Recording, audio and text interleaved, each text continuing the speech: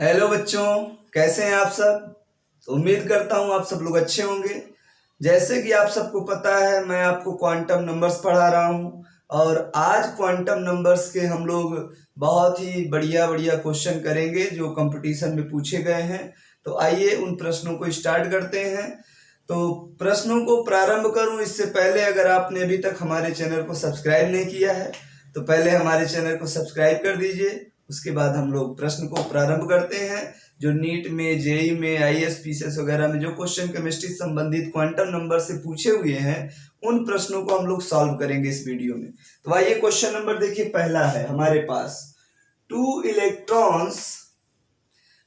electrons occupying the same orbital are distinguished by, मतलब एक orbital में कितने इलेक्ट्रॉन होते हैं? 2 इलेक्ट्रॉन्स होते हैं।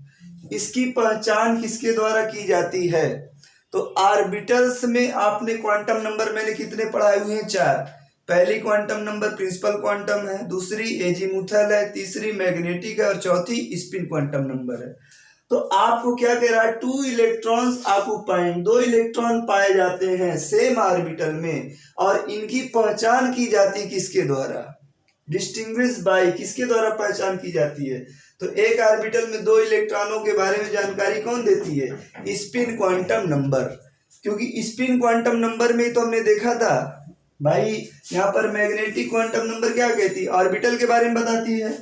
एजीमुथल क्वांटम नंबर किसके बारे में बताती है? सबसेल के बारे में बताती है।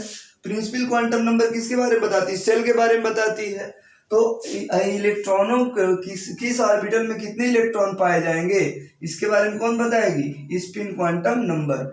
मतलब हमारा ये वाला ऑप्शन सही है। ये क्वेश्चन था नीट 2016 का क्वेश्चन था। कब का था? नीट 2016 का। बहुत सरल सा क्वेश्चन था, बहुत सिंपल सा क्वेश्चन था। तो इसके बारे में आप लोग, ये ऑप्शन आपका हो गया सही। एक क्वेश्चन आपने किया, नोट करिए, फिर मैं अगला क्वेश्चन कराता हूं। हाँ तो बच्चों, पिछला क्वेश्चन आपने किया, एक और नया क्वेश्चन मैंने आपके सामने नोट किया है। आइए देखते हैं question number 2। What is the maximum number of orbitals that can be identified with the following quantum numbers. मतलब कह रहा है ये क्वांटम नंबर्स की वैल्यू दिया हुआ है, n = 3, l = 1, m = 0। ये आपको वैल्यू दिया हुआ, मतलब इन क्वांटम नंबर्स को आपको देखना है और बताना है what is the maximum number of orbitals. In quantum numbers के द्वारा इन क्वांटम नंबर का प्रयोग करना है और बताना maximum quantum numbers, maximum orbitals, ज्यादा से ज्यादा ऑर्बिटल किस में पाए जाएंगे। और ये क्वेश्चन कब का है? AIPMT 2014 का प्रश्न है। तो आइए ऑप्शन दिया है A1, B2, C3, D4। कौन सा ऑप्शन सही होगा? आप लोग जरा वीडियो को रोक करके बनाएंगे इसका आंसर, देखेंगे, मैं आपको सॉल्व करने का तरीका समझाता हूं। तो आइए देखते हैं। n बच्चों क्या दिया है? 3, l = 1, m = 0। तो देखो इसको रिप्रेजेंट कैसे करते हैं, एक बात ध्यान से समझो। आप ऐसे देख लेना, n l x, इस प्रकार से इसको याद रख लेना। n का मतलब होता है principal quantum number, principal quantum number. l का मतलब क्या होता है बच्चों? Azimuthal quantum number, azimuthal quantum number. x का मतलब होता है number of electrons, number of electrons, ये होता है। अब देखो क्या कह रहा है? n = 3, l = 1। ध्यान से सुनिएगा, l बराबर क्या है? 1 है। तो जब l का मान 1 होता है तो कौन सा सबसेल होता है? p सबसेल होता है। n = 3, तो 3 है तो यहाँ क्या लगा देंगे? 3 लगा देंगे। अब क्या कह रहा है? m = 0, m = 0। ध्यान दीजिएगा, अगर m का मान 0 है, m की वैल्यू क्या है? 0। m का मतलब क्या? मैग्नेटिक क्वांटम नंबर, और मैग्नेटिक क्वांटम नंबर क्या है? 0।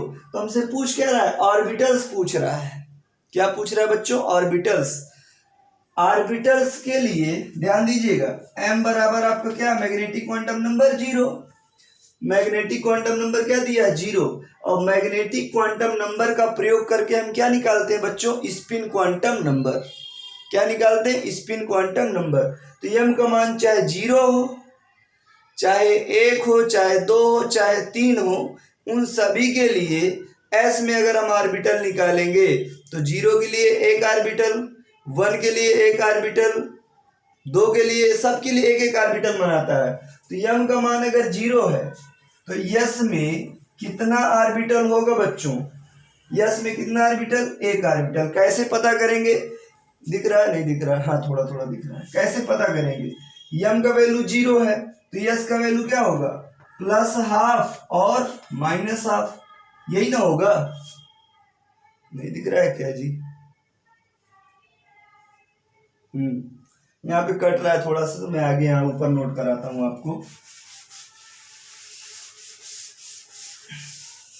देखना बच्चों, यहाँ पर दिया है L इज इक्वल टू 1, 1 का मतलब कौन सा shell, subshell P, N is equal to 3 मतलब 3P, M is equal to आपको दे रखा है 0। अगर M इज इक्वल टू 0 है तो S इज इक्वल टू क्या होगा, प्लस हाफ और माइनस हाफ, प्लस हाफ और माइनस हाफ, एक इलेक्ट्रॉन प्लस हाफ, एक इलेक्ट्रॉन माइनस हाफ। अब देखो ध्यान से, अगर m बराबर 0 है तो m का वैल्यू चाहे 0 हो, चाहे 1 हो, चाहे 2 हो, चाहे 3 हो, सभी के लिए ऑर्बिटल कितना बनाता है, 1। जैसे मान के चलिए m बराबर 0 है तो यहाँ पर ऑर्बिटल कितना होगा, 1। अब देखो यहाँ पर m बराबर 0 तो प्लस हाफ और माइनस हाफ, एक इलेक्ट्रॉन प्लस हाफ, एक इलेक्ट्रॉन माइनस हाफ। एक ऑर्बिटल में मैक्सिमम 2 इलेक्ट्रॉन रख सकते हैं, एक ऑर्बिटल में मैक्सिमम 2 इलेक्ट्रॉन रख सकते हैं, और दोनों की स्पिन क्या होनी चाहिए, अपोजिट होनी चाहिए, उल्टा होनी चाहिए। तो देखो एक ऑर्बिटल में ये दोनों इलेक्ट्रॉन हम भर रहे हैं, तो एक आप ऐसे भर दो, एक ऐसे भर दो, बात खत्म। कहने का मतलब m इज इक्वल टू 0 लेने पे कितना ऑर्बिटल आ रहा है, एक ऑर्बिटल आ रहा है। m इज इक्वल टू 0 लेने पे एक ऑर्बिटल, तो यहाँ पर राइट ऑप्शन कौन सा होगा, ए में एक ऑर्बिटल है। बहुत ही इंपॉर्टेंट, m बराबर 0 है, कितना ऑर्बिटल, एक ऑर्बिटल। नोट कर लीजिए इसको, क्वेश्चन को सभी लोग, 2014 का क्वेश्चन है।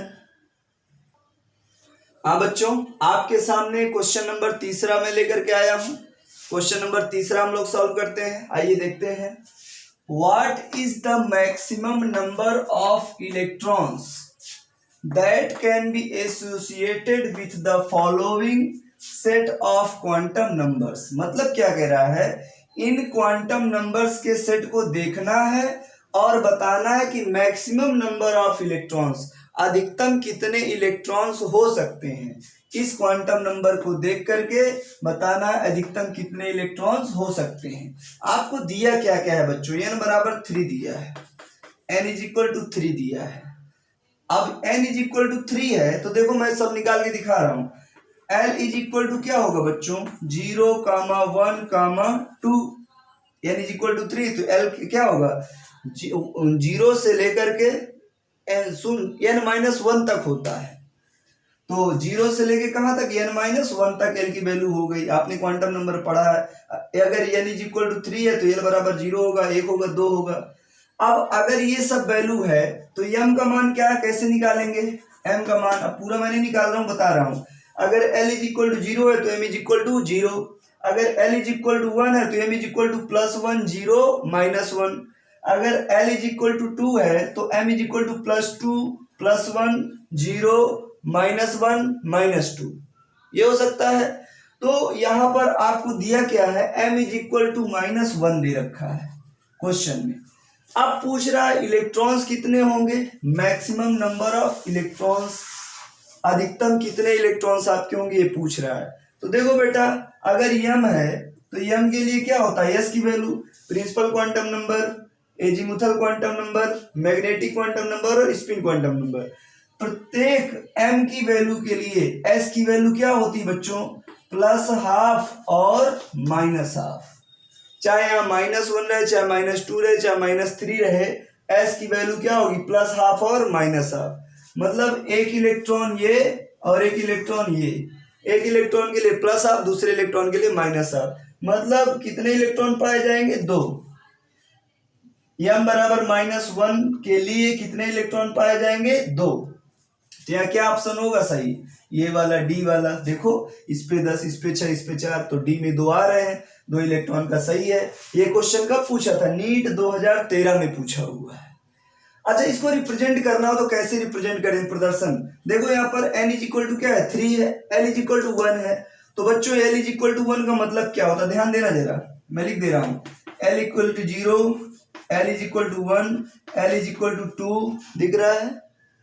चलिए, नहीं दिख रहा है, यहाँ पे इसको मिटाते हैं। देखो अगर l इज इक्वल टू 0 है, 1 है, 2 है, 3 है, तो l इज इक्वल टू 0 तो सब सेल कौन सी होगी? S P D F, ये होता है। अब देखो l इज इक्वल टू 1 है, मतलब कौन सी सब सेल होगी? P। प्रिंसिपल क्वांटम नंबर की वैल्यू क्या है? 3, तो यहाँ क्या लगा देंगे? 3। अब m बराबर 1 -1 लेने पे कितने इलेक्ट्रॉन आ गए हमारे पास? 2। तो इसको 3p2 ऐसे भी रिप्रेजेंट कर सकते हैं। 3p2, 3 क्या है? प्रिंसिपल क्वांटम नंबर, p क्या है? एजीमुथल क्वांटम नंबर, सबसेल है, और ये 2 क्या है? इलेक्ट्रॉन्स, जो हमने यहां से निकाला। आपको ऐसे करके भी पूछ सकता है, ये दे देगा, बताइए इसका क्वांटम नंबर बताइए। तो आप ये 3 का मतलब क्या है? n। प्रिंसिपल क्वांटम नंबर का वैल्यू कितना? 3। p का मतलब क्या? l। l का मतलब एजीमुथल क्वांटम नंबर। अब यहाँ पर एजीमुथल क्वांटम नंबर p है, और p का मतलब क्या? p का मतलब 1, l बराबर क्या हो जाएगा? 1। अब यहाँ पर 2 आ गया, मतलब स्पिन क्वांटम नंबर की वैल्यू 2, मतलब एक प्लस हाफ होगी, एक माइनस हाफ होगी। इस प्रकार से भी क्वेश्चन पूछ सकता है आपसे, इसको नोट कर लीजिए। फिर हम अगले क्वेश्चन पर चलते हैं। आइए बच्चों, अब मैं 4th क्वेश्चन को लेके चलता हूँ। चौथा क्वेश्चन हम लोग देखेंगे और उसको सॉल्व करेंगे। तो देखिए, ध्यान से देखिए, मैक्सिमम नंबर ऑफ इलेक्ट्रॉन्स, इलेक्ट्रॉनों की अधिकतम संख्या, maximum number of electrons in a subshell with l is equal to 3, l is equal to 3 and n is equal to 4 is, मतलब आपको दिया हुआ है बच्चों l is equal to 3 and n is equal to 4 दिया है। अब कह रहा है मैक्सिमम नंबर ऑफ इलेक्ट्रॉन, इलेक्ट्रॉनों की अधिकतम संख्या बताइए। अगर l बराबर 3 है और n बराबर 4 है तो इलेक्ट्रॉनों की अधिकतम संख्या बताइए। 4 ऑप्शन दिया हुआ है और ये प्रश्न है AIPMT 2012 का, AIPMT 2012 का प्रश्न है ये। अब देखिए इसको कैसे सॉल्व करेंगे, कितने इलेक्ट्रॉन होंगे। तो मैंने अभी बताया आपको, l इज इक्वल टू 3 का मतलब समझो पहले। l का वैल्यू 0 हो सकता है, 1 हो सकता है, 2 हो सकता है, 3 हो सकता है। अगर l किसके बारे में बताता है? सबसेल के बारे में। l किसके बारे में बताता है? सबसेल के बारे में। अगर l की वैल्यू 0 है तो कौन सा सबसेल? यस। अगर l की वैल्यू 1 है तो सबसेल p, l की वैल्यू 2 है तो सबसेल d, और l की वैल्यू 3 है तो सबसेल f। किसी कोई दिक्कत है क्या? तो यहाँ पर l इज इक्वल टू 3 है, मतलब ये कौन सा सबसेल होगा? f। ये लो, n इज इक्वल टू 4 है, प्रिंसिपल क्वांटम नंबर का मान क्या है? 4 है, तो हम यहाँ क्या लगा देंगे? 4, बात खत्म। मतलब 4f के लिए हमें पूछ रहा है 4f में maximum number of electron, f subshell में अधिकतम इलेक्ट्रॉन कितने होंगे, तो उसको हमें निकालना आना चाहिए। और मैंने निकलवाया था आपको, f सबसेल में कितने अधिकतम इलेक्ट्रॉन होते हैं? 14 होते हैं, 14 इलेक्ट्रॉन होते हैं। सबके लिए हमने निकलवा रखा है।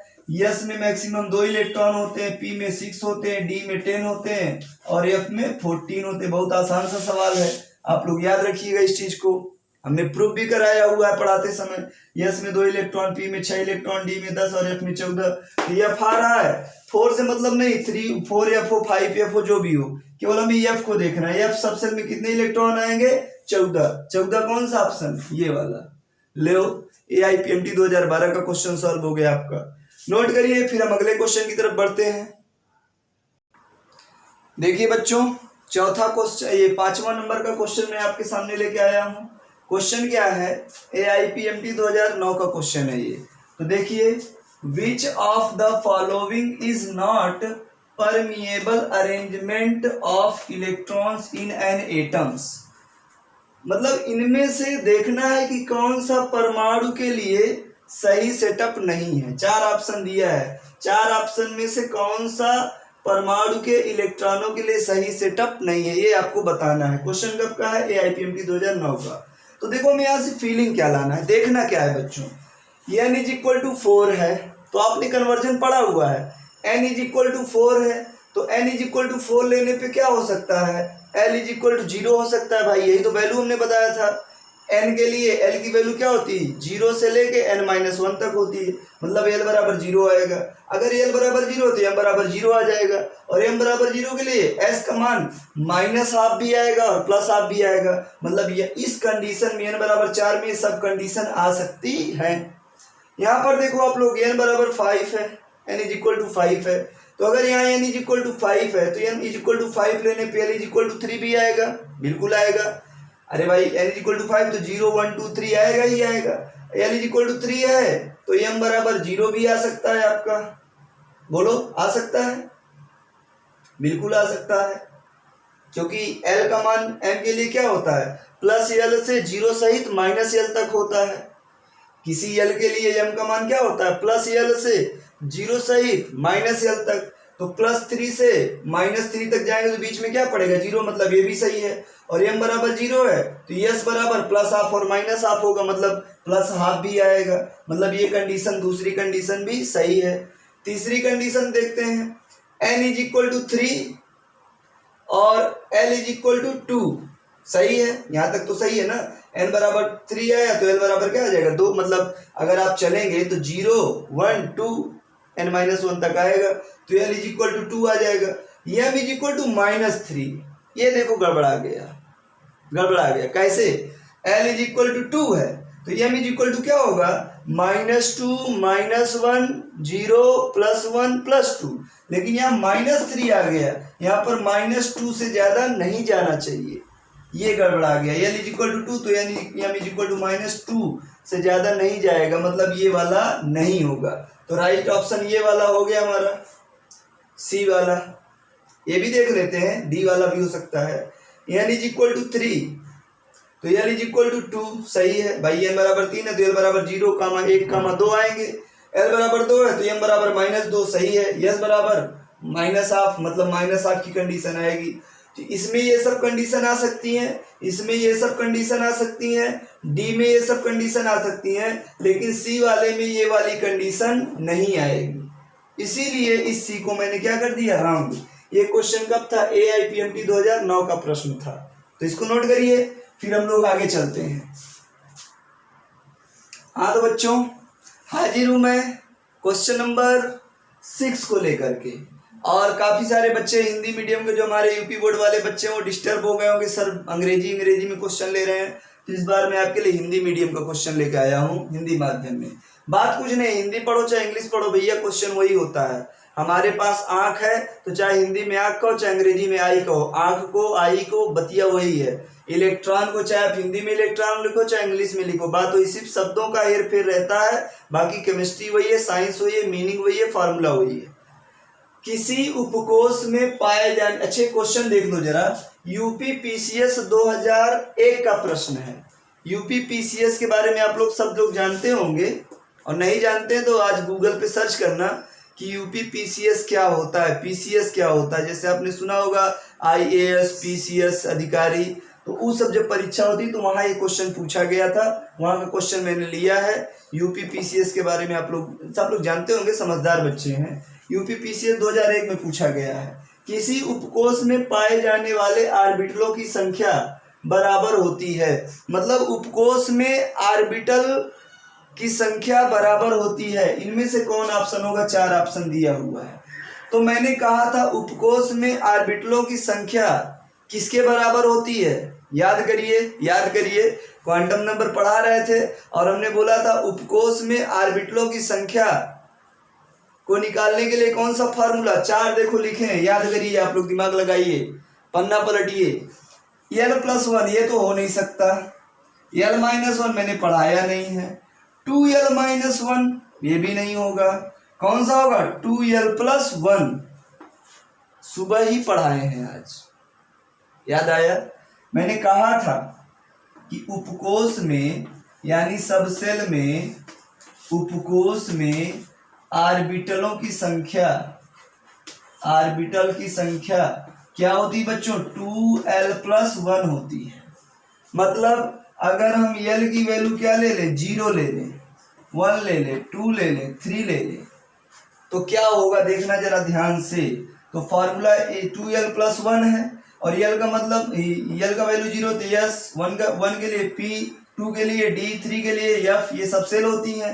अब देखो 2l + 1 में पहले मैं 0 रख रहा हूँ, तो 2 इंटू जहाँ यल है वहाँ क्या हो जाएगा 0 + 1 बराबर यहाँ 2 0 मल्टीप्लाई 0 बराबर यहाँ क्या हो जाएगा 1, ये लो। अब देखो यहाँ पर आ जाओ, P में L = में क्या ले रहा हूँ, दिख रहा है ना सबको, हाँ L = में क्या ले रहा हूँ 1, तो जहां पर हमारे पास यल है वहां क्या लगा देंगे 1 लगा देंगे, तो 2 × 1 + 1, 2 1 = 2 और 1 3, बोलो सही है, बिल्कुल सही है। अगर मैं ये ले लूँ 2, तो जहां पर यल है वहां क्या लगा देंगे 2, तो 2 × 2 + 1, 2 2 = 4 और 1 5, ये भी सही है। नहीं दिख रहा है, चलो इसको मैं इसको मिटा देता हूं, आप लोग नोट कर लीजिएगा।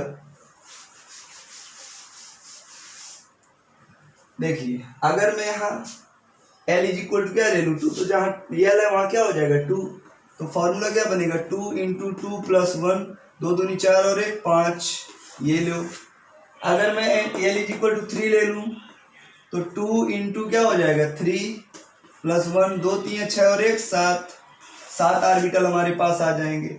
अब देखो यस का वैल्यू L के लिए कितना 0, फिर क्या P, फिर क्या D, दिख रहा है नीचे, चलो यहाँ से लिखते हैं D और F, ये तो दिख ही रहा है, SPDF मैंने यहाँ पर लिख लिया।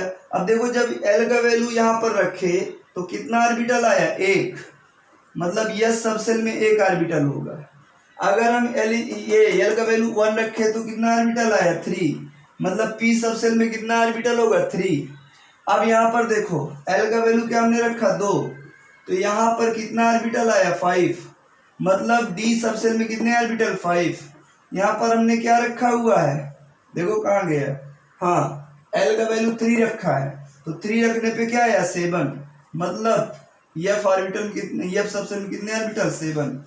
वेरी मोस्ट इंपॉर्टेंट, यस सब सेल में याद रखिएगा इस बात को, यस सब सेल में 1 ऑर्बिटल, P सब सेल में 3 ऑर्बिटल, D सब सेल में 5 ऑर्बिटल, F सब सेल में 7 ऑर्बिटल।